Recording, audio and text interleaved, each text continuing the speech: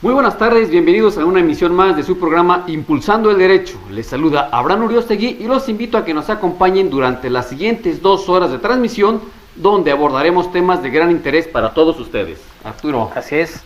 Bueno, pues buenas tardes, amable auditorio. Les saluda Arturo Uriostegui y me da mucho gusto que nos acompañen una vez más en este su programa Impulsando el Derecho. Y bueno, en la sección El Poder Acusatorio con la maestra Andrea Alvarado y Shell Rodríguez, tendremos como invitado especial al juez Rubén Manuel Godínez Cerón, con quien abordaremos el tema Perspectivas y Análisis de la Ley Nacional de Ejecución Penal. Bien, ya estamos de regreso en su programa Impulsando el Derecho. Gracias por seguir con nosotros y acompañarnos durante estas 2 horas de transmisión. Recuerden que nos pueden enviar sus dudas, preguntas, comentarios a través de proyectateradio.com/chat y vía WhatsApp al 55 81 88 37 57. Y bueno, estamos en la sección tan gustada por todos ustedes que es el Poder Acusatorio, donde nos acompaña, como siempre, la maestra Andrea Alvarado y Shell Rodríguez, con quien tienen un invitado especial y vamos a abordar también un tema muy interesante para todos ustedes y más aquellos que les gusta la materia penal. Bueno, pues vamos a abordar un tema que espero sea de su agrado y los invito para que esas preguntas que me hicieron llegar también a través de mis redes sociales las hagan llegar en este programa en vivo para que, bueno, aquí podamos ir disipando todas sus dudas. Y bueno, pues le doy la bienvenida a Andrea Alvarado y Shell Rodríguez. Andrea, ¿cómo estás? Bien, Abraham, muchas gracias. Shell, un gusto verte nuevamente por acá. Igualmente, bueno, muchas gracias por la invitación otra vez. Perfecto, pues Andrea, como siempre nos tienes un invitadazo de lujo. De lujo, ya lo hemos dicho, en el Poder Acusatorio, pura calidad. ¿Verdad? Muy buenos invitados. ¿Quién nos acompaña, Andrea? Hoy nos acompaña el maestro Rubén Manuel Godínez Cerón y el tema es Perspectivas y Análisis de la Ley Nacional de Ejecución Penal. Perfecto, pues maestro, le damos la más cordial bienvenida a este programa Impulsando el Derecho y qué bueno que se dé el tiempo para compartirnos toda su experiencia y conocimientos que ha adquirido durante este trayecto y bueno, ahora como juez nos estaba comentando Andrea que es juez, ¿en dónde está impartiendo? Bueno, muchas gracias antes que nada por la invitación, muy buena tarde tengan todos los aquí presentes. Yo me desempeño como juez de ejecución en el reclusorio norte de aquí de la Ciudad de México y bueno, pues nos encargamos básicamente de dar cumplimiento a las sentencias en materia del ramo de ejecución, ¿no? Ok, muchísimas gracias por haber venido, maestro. Gracias. Yo quiero empezar con la primera pregunta y yo creo que es fundamental. ¿Cuál es el objetivo de la Ley Nacional de Ejecución?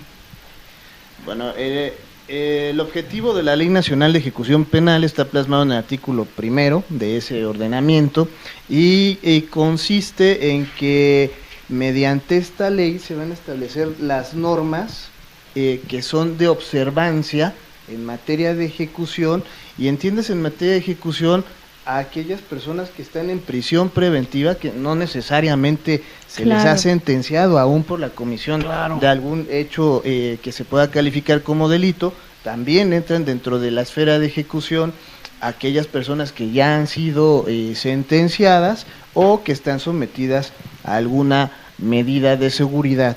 ¿Y qué se va a hacer a través de esta Ley Nacional de Ejecución Penal? Pues es establecer procedimientos controversiales que puedan surgir en cualquiera de estas etapas que les estoy diciendo yo y otro de los objetivos principales y primordiales, diría yo, es lograr la reinserción social de toda persona que ha sido sentenciada en algún momento determinado.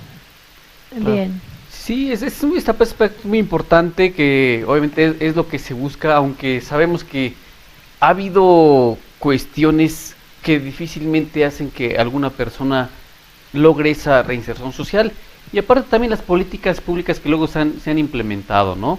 Pero creo que esta ley viene a abrir un gran camino que cuando no la teníamos creo que había muchos obstáculos y ahora que lo tenemos plasmado ya en una legislación, pues obviamente nos da la oportunidad de hacer valer lo que tenemos en esta legislación.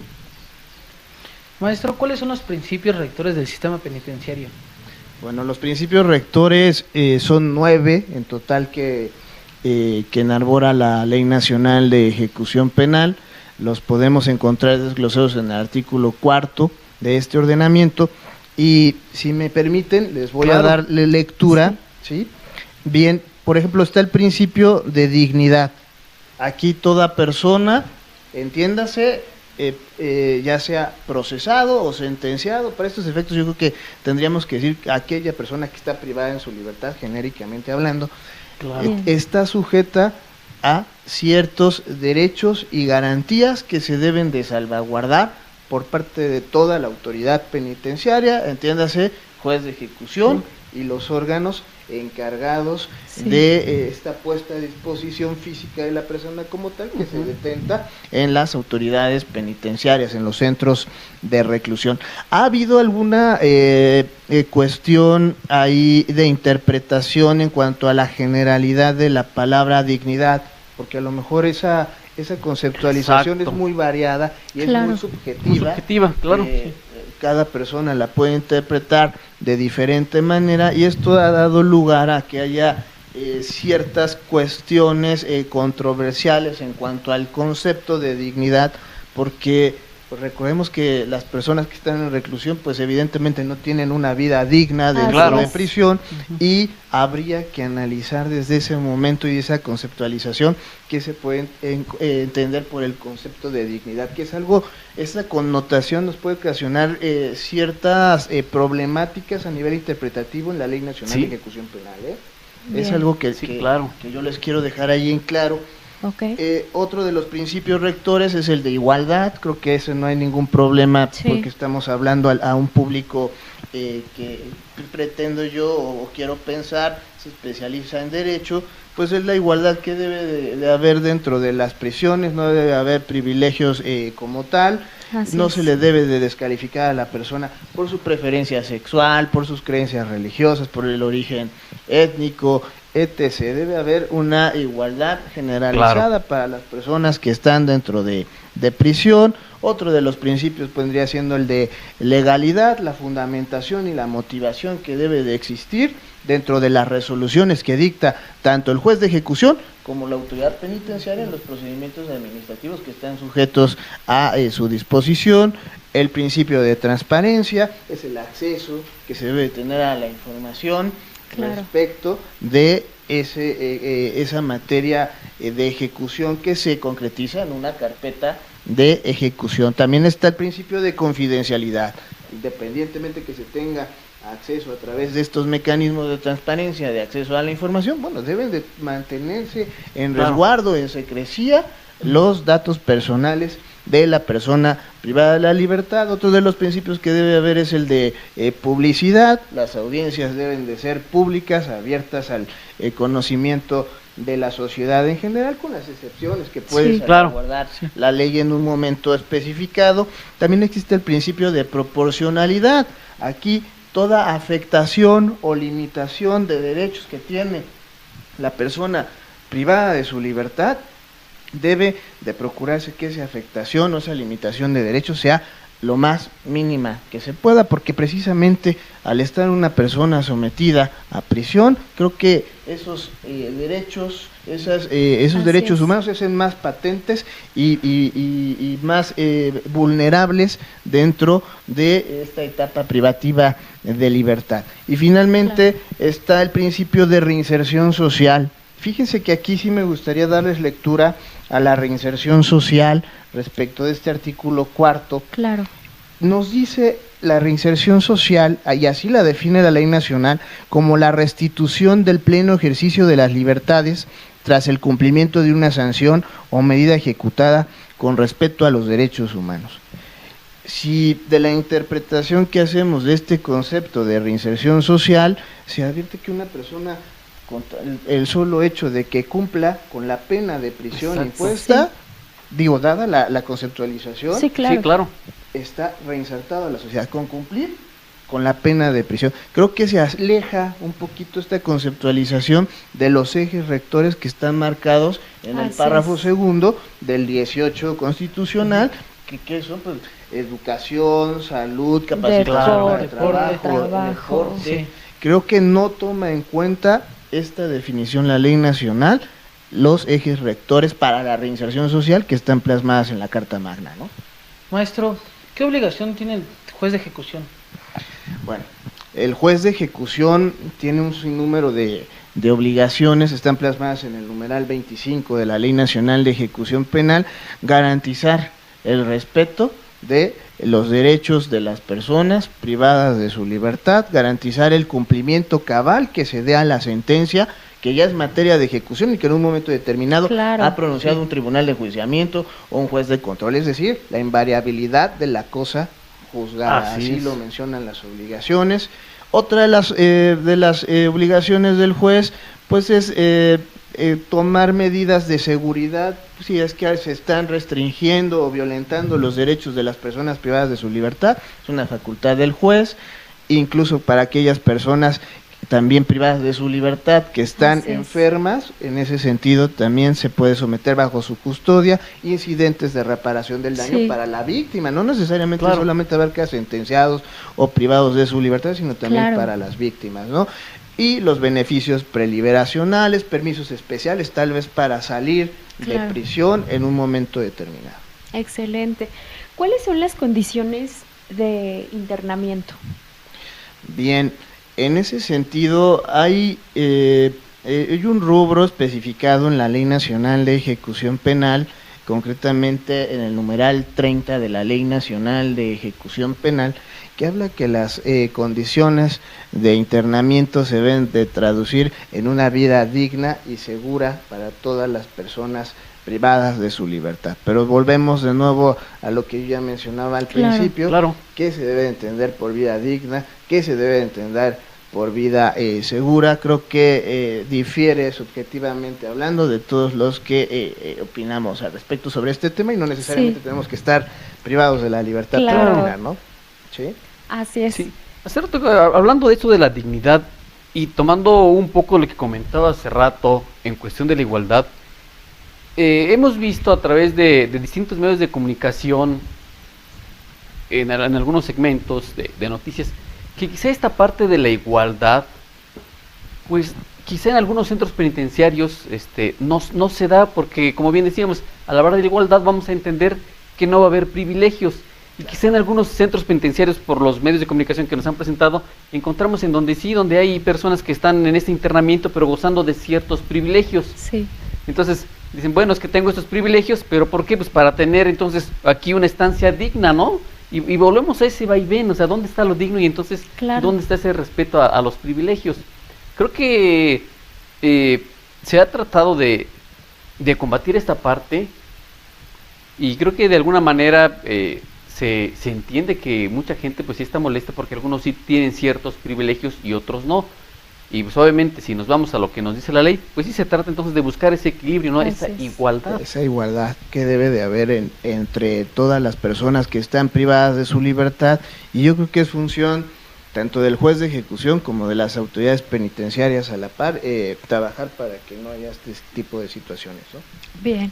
Sí. Maestro, ¿cómo se inicia la ejecución de sentencia? La ejecución de sentencia inicia, antes que nada el fundamento estaría en el artículo 100 de la Ley Nacional de Ejecución Penal, e inicia desde el momento en que la sentencia que fue dictada por el juez de control o el juez de enjuiciamiento ha causado firmeza. Una vez que causa firmeza, es decir, ya no es impugnable, entonces es sometida ya esta sentencia al ámbito de ejecución. Se tienen 3 días para remitir esa sentencia, 3 días tiene el juez de ejecución para radicarla, para iniciar el procedimiento ordinario de ejecución. Se le va a llamar a todas las partes, se les va a citar, y entiéndase Ministerio Público, entiéndase víctima, entiéndase defensor, sentenciado, asesores victimales, bueno, todas las partes relacionadas con esa materia de sentencia de ejecución, y se va a llevar a cabo una audiencia que solamente existe aquí en la Ciudad de México, que se llama audiencia inicial de ejecución. No tiene algún fundamento sustentable en la ley nacional, eso hay que decirlo, sino que viene derivada de acuerdos del Consejo de la Judicatura de la Ciudad de México, y en esa audiencia nos va a decir el sentenciado cómo va a cumplir esa sentencia, si la va a cumplir privado de su libertad, si se va a acoger algún medio alterno de cumplimiento de la pena, entiéndase, sustitutivos de ley o el beneficio de la suspensión condicional, nos va a decir cómo va a cubrir la reparación del daño, si es que está pendiente para la víctima, cómo va a cubrir la multa, se van a atender cuestiones relacionadas con suspensión de derechos políticos o tal vez la no suspensión, el Bien. decomiso, destrucción de objetos, devolución de algunas pertenencias, materia de ejecución relacionadas con el delito. Muy interesante. Maestro, nos preguntan en WhatsApp, ¿qué estándares de debido proceso se deben respetar en los procedimientos disciplinarios? Bueno, los procedimientos disciplinarios derivan básicamente a raíz de la imposición de la sanción disciplinaria impuesta por la autoridad penitenciaria a la persona privada de su libertad. Por a lo mejor alguna falta cometida respecto del reglamento que debe de imperar en los centros de reclusión. Sí. Y bueno, aquí ¿qué se traduce? Debe de existir un debido proceso penitenciario, sin duda alguna. Si a alguna persona se le va a imponer una sanción, se le debe de notificar, oye, probablemente estás incurriendo en esta sanción disciplinaria Claro. dentro del penal, te notifico que te voy a seguir un procedimiento administrativo para que estés presente con tu defensor, a llegarse de todos los medios de prueba posibles y en un momento determinado admitir, desahogar esos medios de prueba ante la autoridad penitenciaria. Es como Sí. un juicio, pero que se Ajá. da a nivel penitenciario y pues se establecerá esa sanción disciplinaria, pero debe de haber el derecho a una defensa técnica y adecuada Claro. desde ese momento Claro. dentro del penal. ¿Sí? Excelente. El sustento pues sería el artículo 46 de la Ley Nacional de Ejecución Penal. Gracias. Maestro, a mí me surge una duda. ¿Qué obligaciones tiene el centro penitenciario con las personas indígenas privadas de la libertad? Bien, con las personas indígenas privadas de la libertad, pues dada la condición que tienen estas personas, se debe de atender antes que nada a que se siga prevaleciendo ese estatus en cuanto a la cultura a la que están acostumbradas a someterse estas personas, a sus usos, a sus costumbres, a sus tradiciones, y se Claro. deben de tratar de preservar estos usos y costumbres dentro del penal en la medida posible que se tenga acceso a ello dentro del sistema penitenciario. Y otra cuestión, no se les debe de obligar a que se sometan a ese régimen. Si ellos no lo quieren hacer, pues están en todo su derecho. Ok. Y deben de ser en todo momento estar apoyadas por alguien que maneje ese dialecto o alguna persona bilingüe en estos términos para que sea acaecible todos los derechos, todas las obligaciones y el reglamento que deben de cumplir dentro del centro de reclusión. ¿Y sí los hay, maestros? O sea, ¿sí tienen siempre a la mano al intérprete idóneo para este tipo de Pues personas? la Ley Nacional de Ejecución Penal así lo establece. Lamentablemente tenemos que atender a la realidad y muchas veces no es así, sino hasta que propiamente surge algún motivo controversial, es Claro. que ya se hace caso a este acatamiento que debería de estar sustentable en cualquier momento en toda institución penitenciaria del país. Sí, porque a veces Excelente. sabemos que no se puede dar cumplimiento a lo que nos establece la ley en relación a que se carecen tanto de recursos a veces materiales y desde luego también humanos, ¿no? Así es. Maestro, de acuerdo a la ley y el estudio que he hecho, ¿qué es el plan de actividades? ¿Existe un plan de actividades con la ley nacional? Debería existir un plan de actividades, está delimitado, me parece que en el artículo 3º de la Ley Nacional de Ejecución Penal. Si me permiten darles lectura a la fracción Por 20, favor. lo define como la organización de tiempos y espacios en que cada persona privada de la libertad realizará actividades laborales, educativas, culturales, de protección a la salud, deportivas, personales y de justicia restaurativa conforme al régimen de organización del centro. Es decir, es como un horario de escuela. Yo siempre que me he hecho uso de la voz en diferentes lugares, lo he asimilado este plan de actividades a un horario de escuela.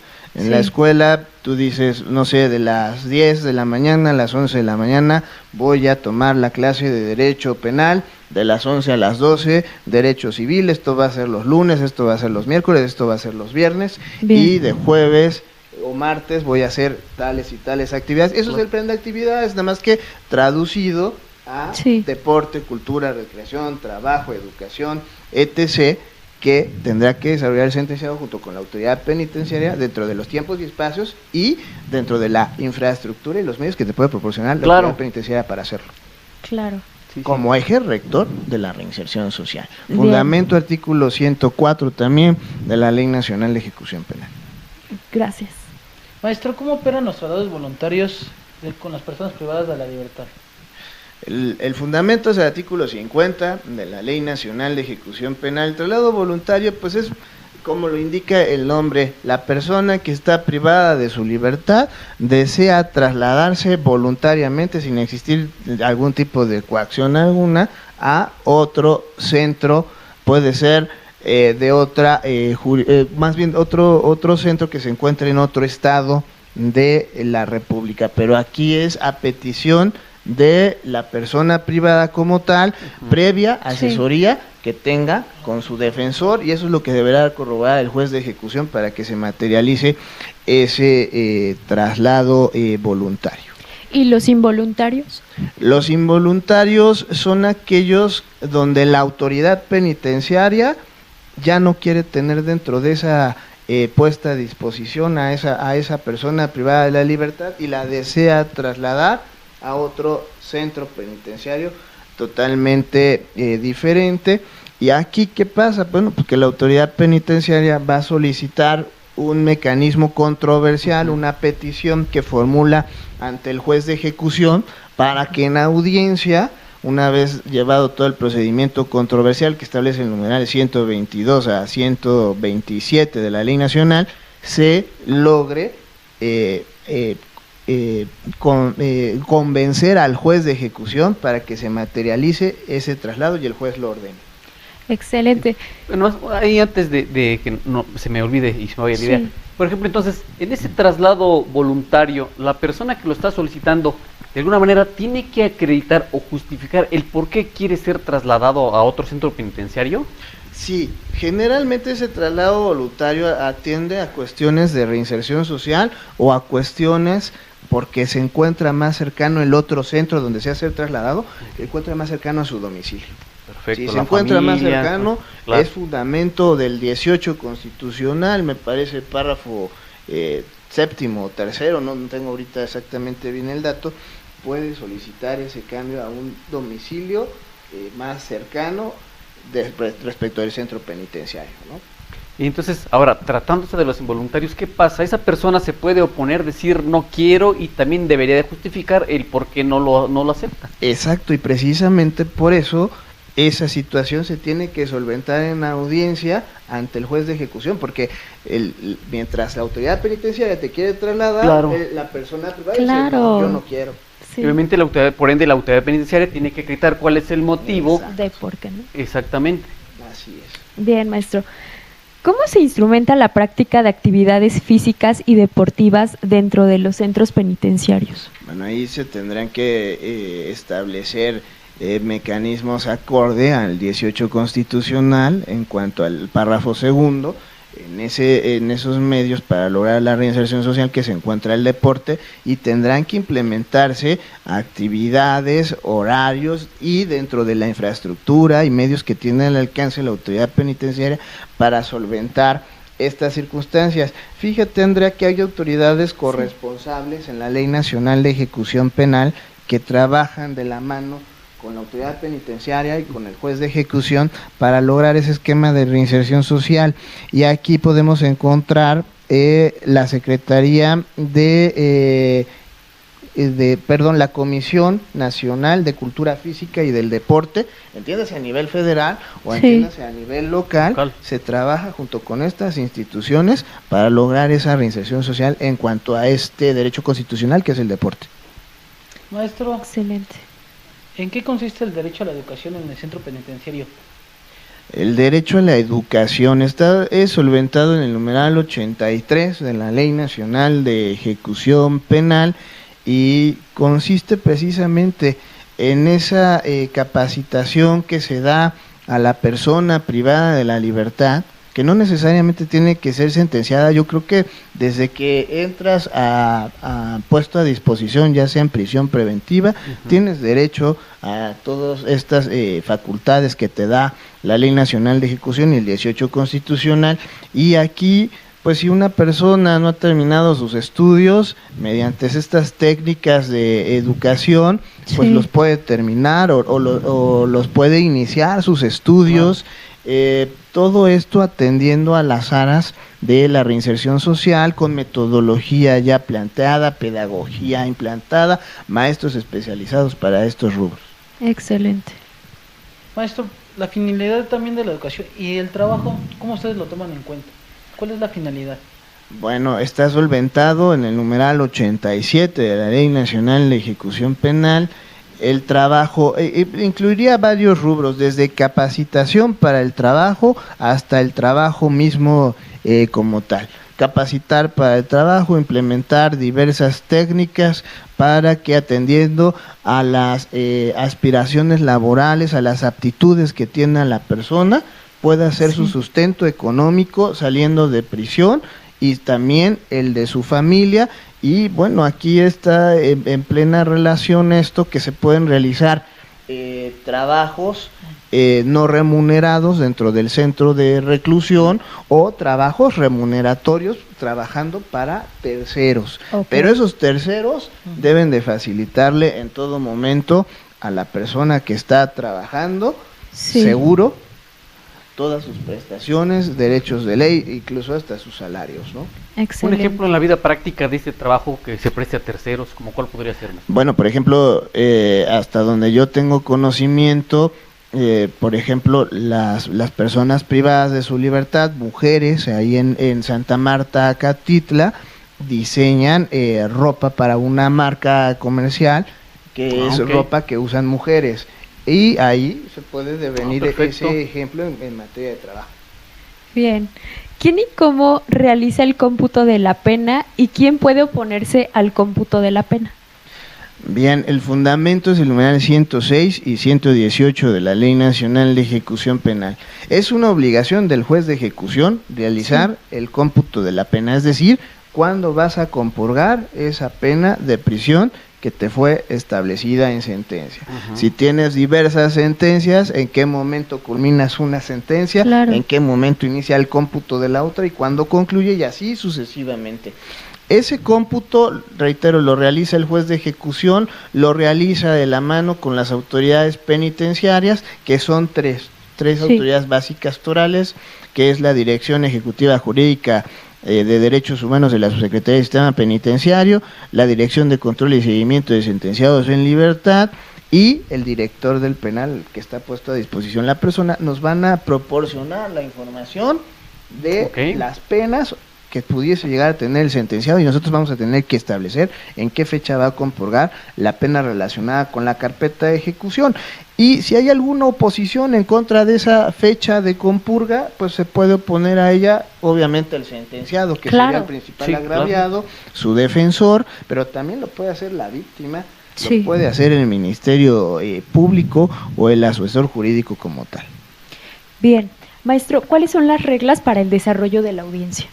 Las reglas para el desarrollo de una audiencia en materia de ejecución están plasmadas en el numeral 126 de esta ley, y fíjate que son muy interesantes, varían de las reglas en las que se lleva una audiencia en materia de etapa de control, o etapa intermedia, o ante el tribunal de enjuiciamiento. Aquí les digo, el juez de ejecución llega, individualiza las partes, es decir, verifica la asistencia de las partes en este recinto de sala de audiencias, y una vez que verifica la asistencia es que apertura la audiencia y dice el juez cuál es el motivo por el cual están reunidos en ese momento para llevar a cabo la audiencia. Se le da el uso de la voz al promovente. El promovente hará en esos momentos sus alegatos de apertura, se corre traslado a las partes en base al principio de contradicción que debe de versar, el juez procederá a proveer, sobre la admisión de los medios de prueba, la admisión, el desechamiento, después el desahogo. En su momento determinado declarará cerrado el debate y posteriormente emitirá la sentencia correspondiente, más bien la resolución, porque no dictamos sentencias nosotros como jueces, sino somos nada más emisores de resoluciones. Claro. Y se le va a explicar a las partes esa metodología y por qué se llegó a tomar esa determinación. Bien. Respecto a la Ley General del Sistema Nacional Anticorrupción, ¿cuáles considera que son los objetivos de esta ley? Bien, yo creo que los objetivos de la Ley Nacional de Ejecución Penal en relación con la materia de anticorrupción, pues es precisamente el por eso llevar a cabo esta metodología controversial en audiencia pública, donde versa este principio de contradicción, ese principio de igualdad entre las partes, ese principio en donde se desarrolla todo de manera transparente, de manera pública, de manera oral, que es lo que puede garantizar que no se generen situaciones vulnerables tanto a derechos o que sean susceptibles de corrupción. Claro. Excelente. Yo tengo una duda. Independientemente de la ley, de las técnicas y estrategias de litigación y todo lo que conlleva el procedimiento, llegamos a audiencia, lo que usted acaba de argumentar. ¿Qué nos puede platicar respecto al juez de ejecución? O sea, ¿qué pasa si agarramos al juez desvelado, de malas? Los jueces pues también son seres humanos, también tienen problemas. ¿Influye en las resoluciones o qué es lo que hace usted al momento de deliberar, por así decir? Bueno, evidentemente todos como seres humanos somos susceptibles a sufrir esa clase de experiencias, ¿no? Claro. Pero creo que precisamente es por eso que estamos capacitados para hacer a un lado estas cuestiones antes de ingresar a la audiencia, concentrarnos en ese objetivo básico que es nuestra labor de resolver sobre la controversia que se nos está planteando, y en ese sentido atender a los principios de ética que postula el Tribunal Superior de Justicia, como es el de objetividad al momento de resolver algún asunto sometido a la jurisdicción. Gracias. ¿Sí? Maestro, a mí me surge una duda respecto de la libertad anticipada y condicionada. ¿Con qué operan estas mismas? Bien, los fundamentos los podemos encontrar en el numeral 136, 137 y 141 de la Ley Nacional de Ejecución Penal. Son mecanismos para obtener la libertad preliberacional, entiéndase, y compurgar el resto de la pena de manera que pueda la persona hacerlo en libertad, pero sometiéndose a ciertos requisitos estructurales que nos define la codificación en este sentido. Mira, por ejemplo, para la libertad condicionada nos menciona uno de los objetivos es que no se haya dictado diversa sentencia condenatoria firme a la persona que está en ese momento solicitando ese beneficio preliberacional.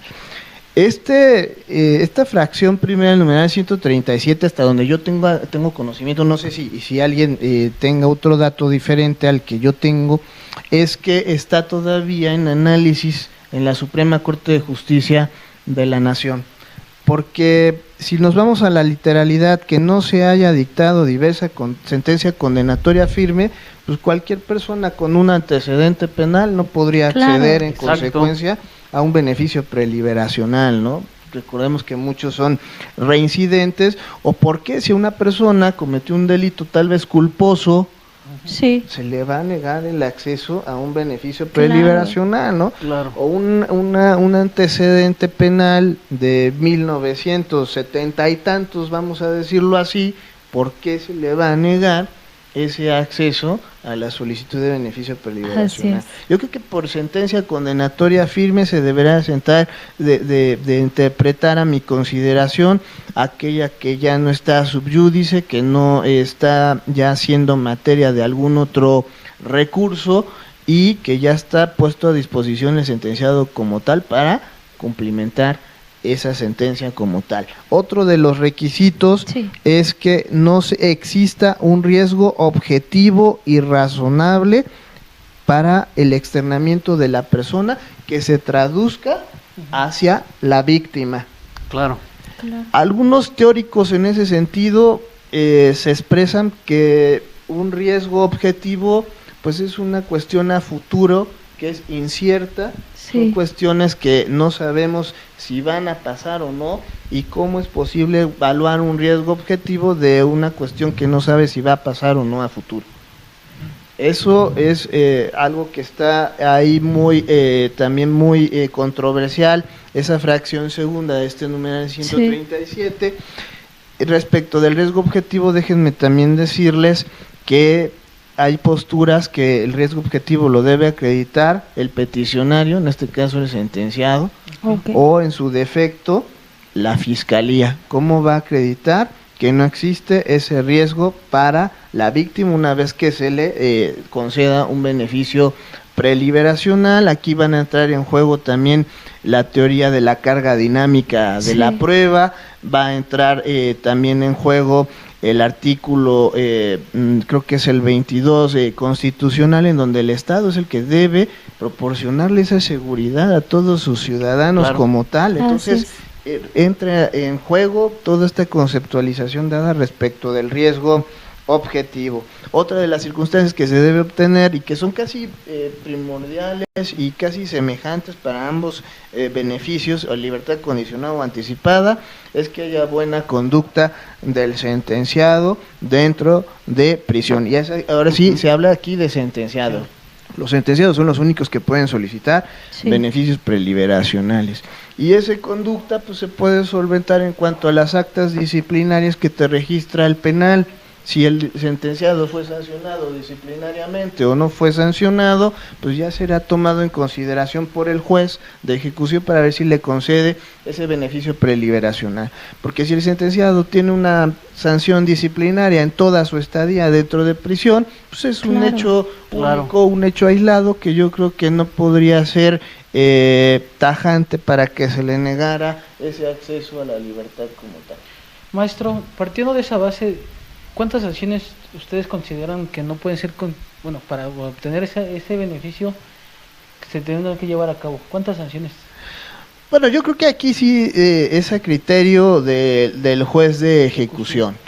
Yo realmente si considero que estas sanciones disciplinarias son muy aisladas, varía mucho la temporalidad en cuanto a la fecha en la que se está solicitando el beneficio preliberacional, y son situaciones aisladas que en su tiempo a lo mejor tal vez ni siquiera fueron debidamente implementadas mediante el procedimiento penitenciario. Puede hacerse de lado la misma e incluso conceder el beneficio preliberacional. Es muy importante mencionar en ese sentido que no existe un reglamento hasta este momento. Ha sido omisas las legislaturas en crear un reglamento acorde a la Ley Nacional de Ejecución Penal y lamentablemente cómo están imponiendo las autoridades penitenciarias Así es. sanciones disciplinarias, lo hacen tristemente, así lo tengo que decir, Sí. con reglamentos que ya no tienen vigencia. Con eso se está sancionando disciplinariamente a los sentenciados. Entonces yo creo que cualquier sanción disciplinaria se tendría que caer desde ese momento, porque no hay un reglamento base de proporcionalidad en cuanto Claro. a la sanción que le establezca la autoridad penitenciaria por alguna falta que pueda haber dentro del penal. Y qué difícil, ¿no, maestro? No tener ese reglamento, diciendo que son los que velan por la cuestión de la Así es. ejecución de las sanciones. Sí, es difícil. Yo creo que en ese sentido es bastante complicado para la autoridad penitenciaria el solventar esa gobernabilidad que debe haber Claro. dentro de los penales. Si estamos en esa omisión legislativa, no sé si esté incluso ahorita algún proyecto respecto de una creación o propuesta reglamentaria de la Ley Nacional de Ejecución Penal para los centros de reclusión, pero sin duda alguna es una situación muy delicada porque se puede crear, reitero, un estado de ingobernabilidad a Claro. raíz de la imposición Claro. de una sanción que no está solventada en un documento base, que es el reglamento de los centros penitenciarios. Sí, claro, como Bien. sabemos, toda resolución tiene que estar fundada y motivada, entonces si no la tenemos, sí, Así es. pues vienen ahí complicaciones. Sí. Exacto. Maestro, desde su experiencia, ¿algún caso en alguna sentencia que para usted haya sido un tanto complicada de... Bueno, todos yo creo que tienen su complejidad, todos los asuntos. A lo mejor podemos recalcar a aquellos asuntos que son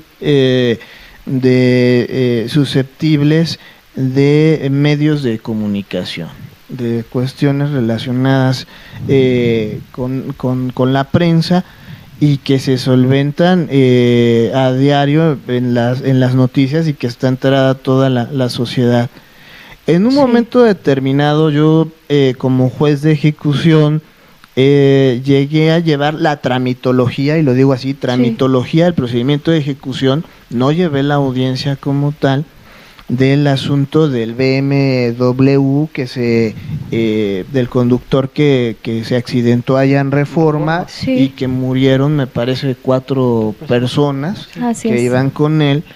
Bueno, me tocó darle tramitología al asunto, complejo como todos, pero a lo mejor se hace más patente por esa cuestión de que fue proyectado a través de los medios de comunicación.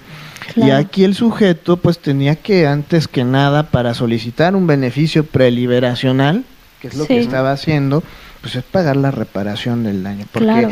esa es otra de las cuestiones. Para acceder a un beneficio preliberacional tienes que haber reparado el daño a la Así víctima, es. si no, no puedes salir. Y bueno, aquí tuvo que pagar, me parece que un poquito más de $1,000,000 para resarcir la reparación del daño a las víctimas indirectas, a los familiares de los occisos. Y una vez solventado esto, pues se tuvo que llevar a audiencia esa solicitud de beneficio preliberacional. Creo que es algo, les digo, son todos complejos, pero por la cuestión mediática a lo mejor Así Claro. es. fue un poco más latente ese asunto en cuanto a la atención de los medios de comunicación. Claro. Y creo que Así retomando es. aquí un poquito este punto, por ejemplo, entonces en este caso se va a llevar a cabo una audiencia ante el juez de ejecución. Sabemos que atendiendo al principio de publicidad, pues, obviamente pueden estar presentes los medios de comunicación, la sociedad puede acudir, pero entonces ¿en qué momento existe esa limitante? ¿En qué momento se va a restringir para que esa audiencia entonces no pueda ser pública? Bueno, yo aquí tomaría en consideración tal vez aquellos asuntos que vulneran en un grado extremo la seguridad de la víctima, implicando también este concepto de revictimización Así como es. tal. Pueden ser delitos incluso de libertades preliberacionales, tal vez de delitos relacionados con la sexualidad de la persona como tal. Yo ahí sí Sí. sería un poco más precavido de que se llevase a cabo en la audiencia pública dadas las condiciones de la víctima, ¿no? Entiéndase mujeres, entiéndase menores de edad. Yo creo que aquí Claro. sí se deben de tomar esos mecanismos en cuanto a ese régimen de publicidad que debe de versar en esas materias respecto de alguna solicitud en materia de ejecución. Bien, maestro, usted como juez de ejecución, ¿qué mensaje le puede dar a nuestro auditorio respecto a que del 2008 a la fecha mucho se ha comentado entre la sociedad, pues que los delincuentes ya salen rápido, que, o sea, obviamente ellos no entienden la parte de técnicas o de razonamiento probatorio, un sinfín que trae la reforma penal, pero ¿qué mensaje le puede dar usted a nuestro auditorio respecto a las sentencias que se dan pues favorables para el imputado, pero bueno, que la gente erróneamente se queda con un pues mal mensaje, mal sabor de boca por parte de las autoridades, o al menos ellos así lo perciben. Sí, yo les diría al público en general que la panacea no es establecer penas de prisión altas para cada uno de los delitos que se cometen a diario en la ciudad.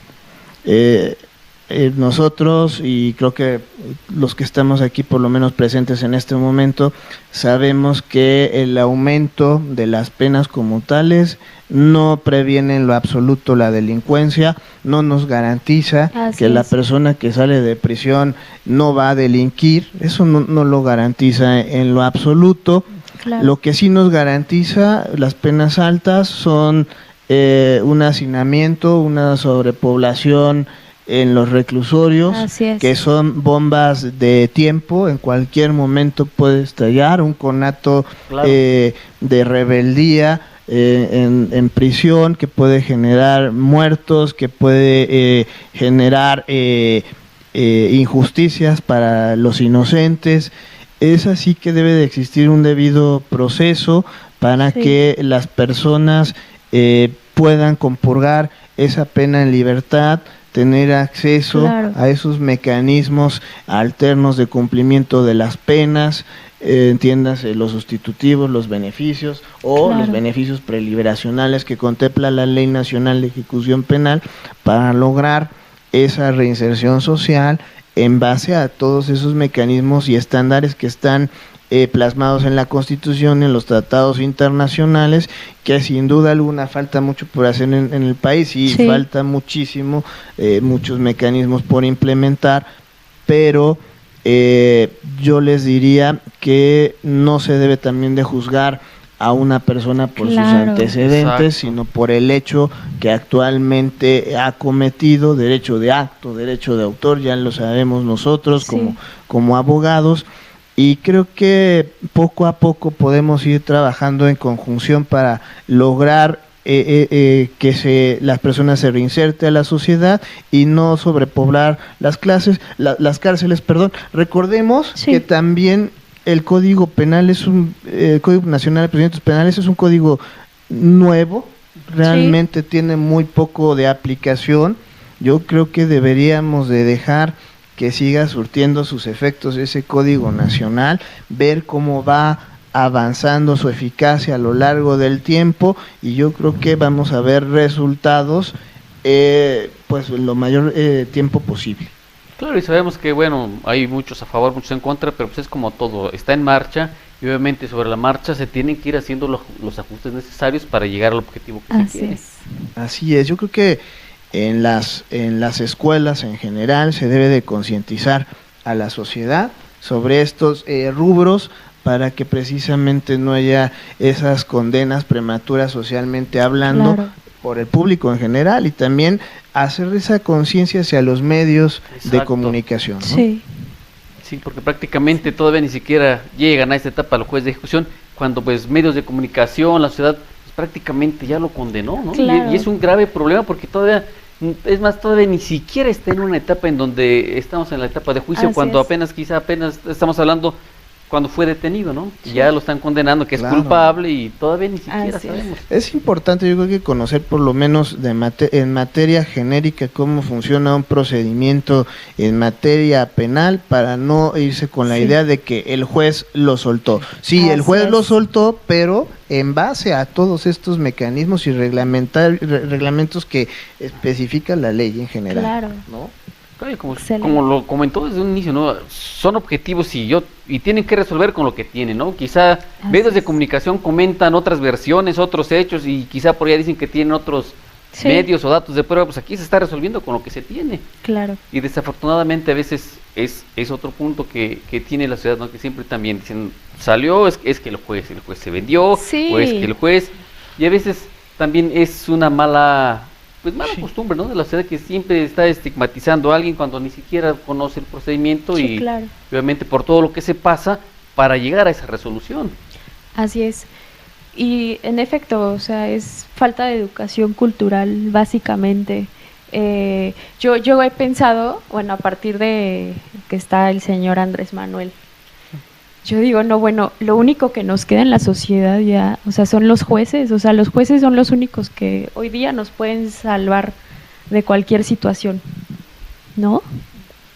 Yo considero que también estamos yendo progresando, y ahorita con lo de la contrarreforma que hablamos con antelación, maestro, de que ahorita el juez está haciendo su trabajo y quieren que la autoridad penitenciaria vuelvan a regresar las estructuras de la información Exacto. a resolver.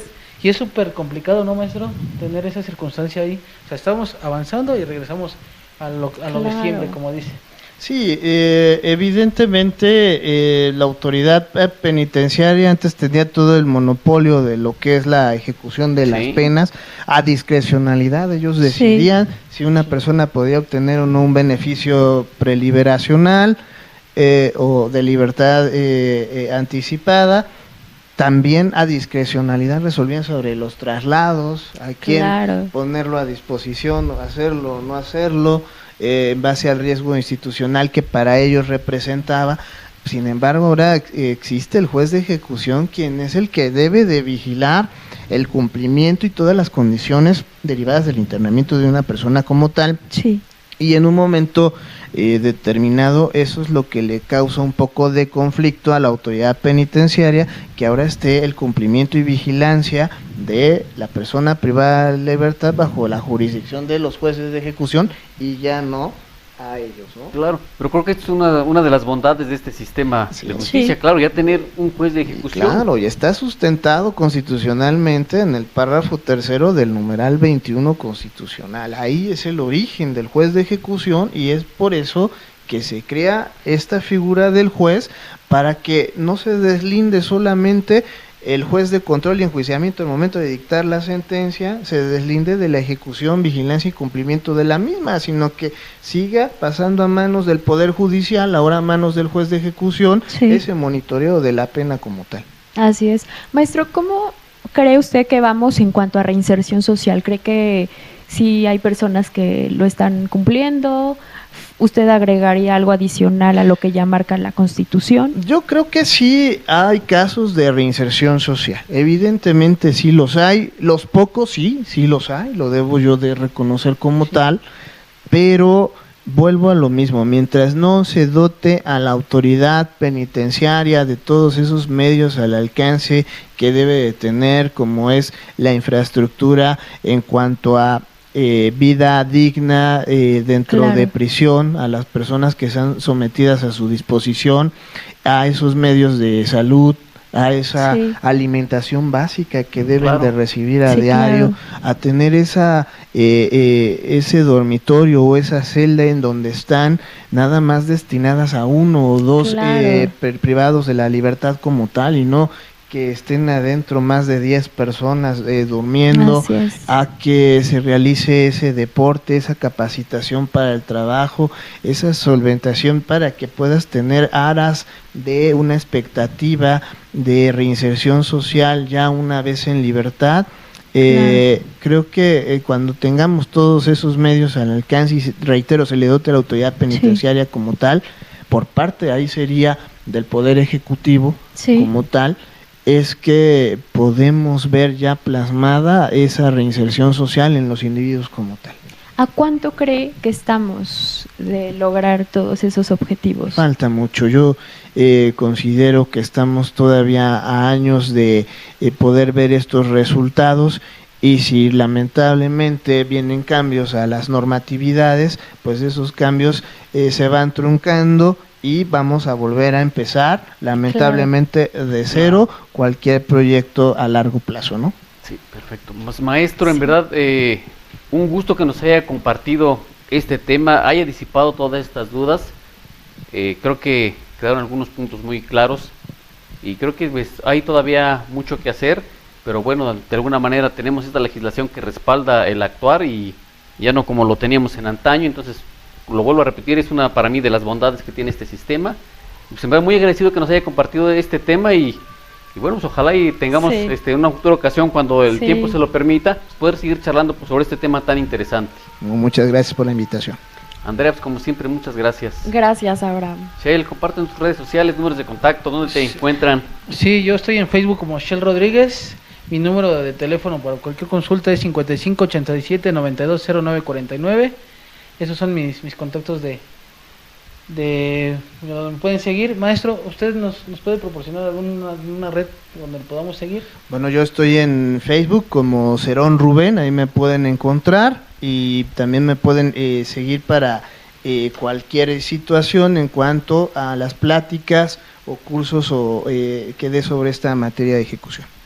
Perfecto, Maestro muy bien. Rubén, muchas gracias por aceptar la invitación. Ojalá no sea la primera y última vez que nos visite. Y bueno, a mí me encuentran como Andrea Alvarado Mendoza y no se pierdan todos los martes en punto de la 1 de la tarde el programa Impulsando el Derecho en la sección El Poder Acusatorio. Vamos a tener más invitados y pues Perfecto. más temas. Muy bien. Pues bien, vamos a ir a hacer vamos a hacer un pequeño corte comercial breve. Regresamos porque ya estamos en la recta final de su programa Impulsando el Derecho. Así que vamos a un pequeño corte y volvemos.